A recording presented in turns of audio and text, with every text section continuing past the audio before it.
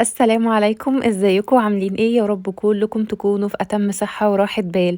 وحشتوني من اخر فيديو كنت فيه معاكم، ورجعت لكم بفيديو جديد ان شاء الله يعجبكم. ولو اول مرة بتشوفيني ما تنسيش تشتركي في القناة وتفعلي جرس التنبيه، ولايك بقى على الفيديو ده فضلا منك. وتعالوا بقى نسمي بالله ونبدأ الوصفة بتاعت النهاردة، وصفة سهلة كالعادة وكمان طعمها لذيذ جدا. كوباية سكر في طاسة، هنكرمل السكر لحد ما لونه يبقى ذهبي، وطبعا نقلب فيه كده باستمرار ونوطي النار خالص علشان الكراميل ما يتحرقش معانا ولونه يقلب بني. لو قلب بني هيمرر معانا. هنفضل كده نقلب في السكر لحد ما الحبيبات كلها تدوب معانا، وبعد كده هننزل بمكعب من الزبدة.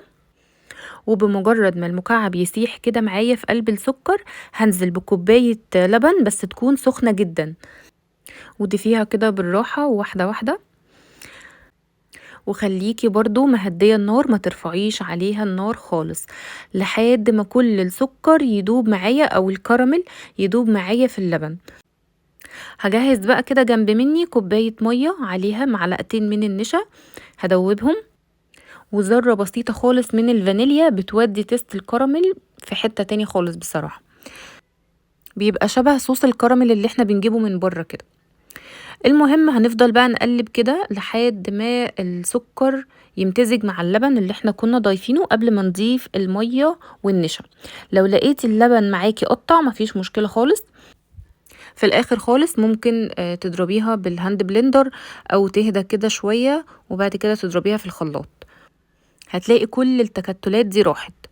هنحط بقى المية على النشا اللي احنا كنا مقلبينهم مع بعض ونستنى كده لحد ما النشا تستوي. هيبقى عندنا الصوص الخطير ده بعد ما ضربته بقى بالهاند بلندر، كان تحفة بجد. هخليه بقى انا كده على جنب او هحطه في التلاجة لو درجة الحرارة حر زي اليومين دول كده. هنشيله كده في التلاجة لحد ما يبرد تماما. وهعمل بقى معاكم دلوقتي وصفة الكيك التحفة جدا. بصوا انا حطيت كل المكونات جنبي كده علشان منساش حاجة. الكيك اللي احنا هنعملها دلوقتي دي اسمها الاصلي او الوصفة الاصلية بتاعتها اسمها كيك التريليتشا. طبعا بلبن بقى مسك الوصفة دي، وعايزة اقول لكم ما سابش كده اختراع فيها غير لما عمله. يعني هو مثبت كده القاعدة بتاعته، الكيك والكريمة والكراميل اللي احنا هنعمله دلوقتي، وابتدى بقى ان هو يلعب بالصوصات ويلعب بالفواكه. فاحنا بقى ممكن نعمل كده، يعني ممكن نشغل دماغنا في التركية دي. ممكن تشيلي الكراميل وتحطي فوق الكريمة والكيك اللي احنا هنعمله دلوقتي. ممكن تحطي اي نوع من الفواكه، فراولة، مانجا. ممكن تخليها برضو زي ما احنا هنعمل كده بالظبط بالكراميل، وتلعبي بالصوصات، تحطي صوص بيستاشيو، صوص نوتيلا، صوص مش عارفة ايه، اي حاجة. المهم الثابت عندنا الكيك والكريمة. المهم ان براند بلبن مشغل دماغه كل يوم بيخترع لنا صنف جديد، وهي الاساس عنده واحد، فاحنا ممكن نعمل كده. فنشتغل بقى على الاساس والتزيين ده بقى براحتنا. اعملي اللي يناسبك وهتبقي تحديتي بلبن كمان. بصوا بقى الكيكه انا عملت ايه. حطيت المواد السايله مع بعض، 3 بيضات وعليهم كوبايه من السكر، عليهم كوبايه من اللبن الدافي، وعليهم نص كوبايه من الزبده على زيت. الزبده بتخلي قوام الكيك حلو قوي. وحطيت بقى المكونات الجافة برضو في الخلاط، حطيت كوبايتين من الدقيق، عليهم باكت من البيكنج باودر. هي كيكة سهلة بتتعمل في الخلاط، ممكن تعمليها كمان بالويكس اليدوي، مفيش مشكلة خالص. جبت بقى القوالب اللي انا هحط فيها خليط الكيك بتاعي، دهنتها كده دهنة بسيطة من الزيت، وممكن يبقى سمنة او زبدة اي مادة دهنية.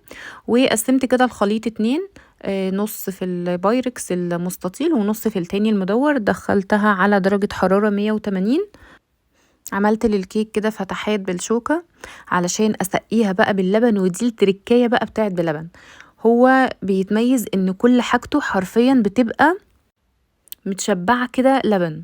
الكريمة بيبقى ضاربها بلبن، كلها لبن صافي.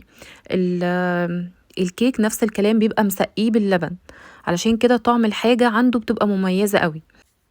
لو عايزين بقى نقتصد برضو في ايدينا مفيش مشكلة، ممكن بدل كوباية اللبن نحط نصها لبن ونصها مية، وتحطي ذرة فانيليا كده على اللبن، بيودي برضو التست بتاعها في حتة تانية. دي كريمة انا كنت ضرباها عندي ومجهزاها. ابتديت بقى ان انا اوزعها كده بالسباتيولا في البايركس. وبصوا هنسويها كده على قد ما نقدر يعني.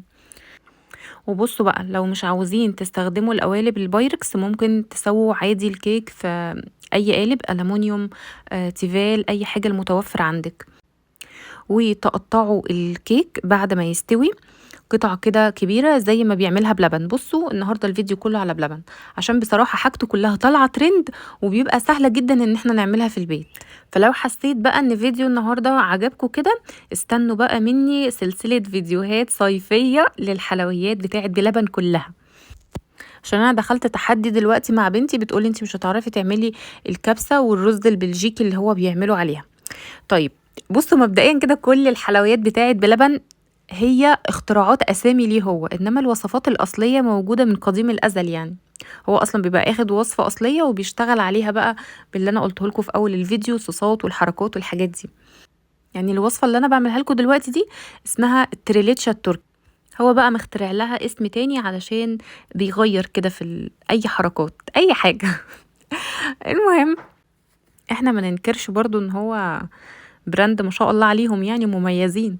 بعد ما سويت الكريمة كده بطريقة بسيطة في قلب الطاجن، فاكرين الكراميل اللي كنا سايبينه في التلاجة يهدى كده ويبرد شوية؟ طلعته بقى صبيته كله على وش الكريمة، وكنت شايلة كده معلقتين 3 من الكريمة حطيتهم في كيس تلاجة، كيس تلاجة عادي جدا مش لازم خالص كيس حلواني. فتحت كده فتحة بسيطة وعملت الخطوط دي، وبالستيك كده ابتديت بقى اعمل 7 و8 كده. مفيش اسهل ولا ابسط من كده تزيين. شكلها شيك قوي، تشرفك كده في اي عزومة، اي حد جالك، حاجة كده فاخر من الاخر. بص بقى قطعة الكيك من جوه عاملة ازاي، خطيرة خطيرة بجد.